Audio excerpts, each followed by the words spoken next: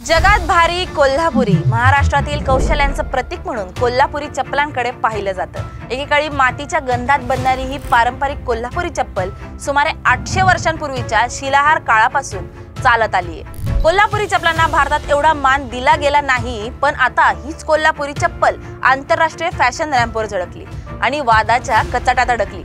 एका Italian brand प्राडाने SS26 Milan runway मध्ये लेदर फ्लॅट सँडल्स म्हणजेच आपली अस्सल कोल्हापुरी चप्पल सादर केली, पण तिची पार्श्वभूमी उगम न सांगताच प्रसिद्धीच्या झोतात आणण्यात आलं।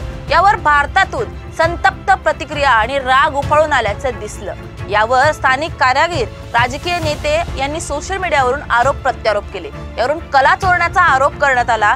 शेवटी या संतप्त प्रतिक्रियांवर प्राडाने कबुली दिली की ही भारतीय परंपरेवर आधारित डिझाईन आहे। ही कोल्हापुरी चप्पल बनवण्यासाठी ना कुठलं यंत्र ना कुठली मशीन वापरली जाते।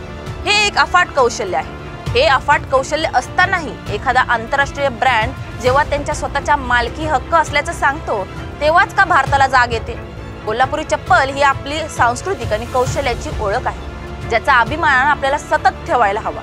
या वादातून एक गोष्ट निश्चित झाली की आपल्याला आपल्या परंपरेची आणि कौशल्याची जाणीव ठेवणे खूप गरजेचे आहे।